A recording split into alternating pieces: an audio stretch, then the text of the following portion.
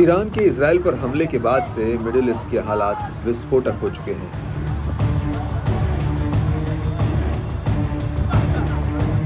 ऐसा माना जा रहा है कि इजराइल अब ईरान के परमाणु ठिकानों पर हमला कर सकता है और अगर ऐसा हुआ तो इजराइल हिजबुल्लाह के युद्ध में ईरान सीधे कूदेगा। हालांकि ईरान ने पहले ही इजराइल को नसीहत देते हुए कहा कि वो उसके हमले की जवाबी कार्रवाई से दूर रहे और अगर नेतन्याहू ने ऐसा किया तो उसका नतीजा बेहद ही भयावह होगा। हालांकि अमेरिका पहले ही कह चुका है कि वो हर हालातों में इजराइल की ढाल बनकर खड़ा रहेगा, लेकिन अब इस झगड़े में रूस भी कूद चुका है।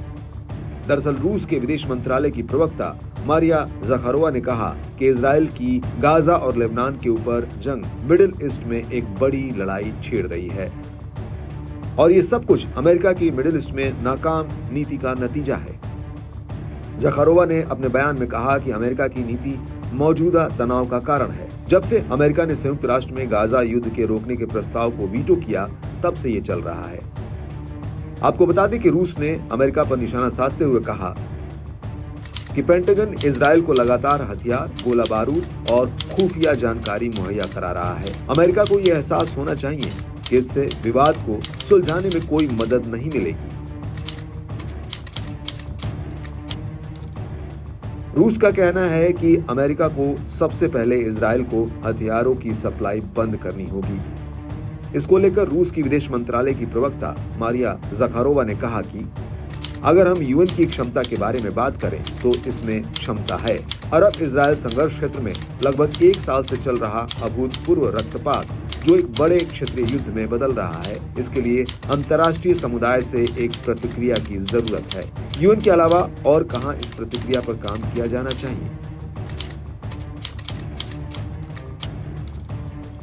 ज़खारोवा ने अपने इसी बयान में आगे कहा कि हमने बार बार कहा कि 7 अक्टूबर को हमास के हमले हर तरह की निंदा के लायक हैं, लेकिन 1 साल बाद हम देखते हैं कि ये फिलिस्तीनियों को सामूहिक दंड देने का एक मौका बन गया है। गाजा में लाखों फिलिस्तीनियों को दंडित किया जा रहा है, जिनमें से हजारों पहले ही मर चुके हैं और अब लेबनानी, सीरियाई, यमनियों को भी दंडित किया जा रहा है।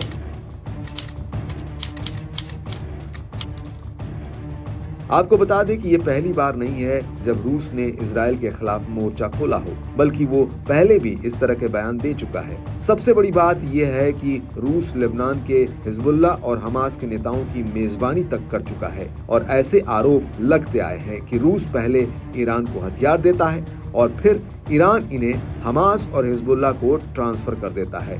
और गौर करने वाली बात यह भी है कि 1 अक्टूबर 2024 को रूस के प्रधानमंत्री ईरान के दौरे पर गए थे और इस दौरान उन्होंने ईरान के राष्ट्रपति मसूद पेजेश्कियन से मुलाकात की और इस मुलाकात के कुछ ही घंटों बाद ईरान ने इजराइल के ऊपर 180 से ज्यादा मिसाइलें दागी।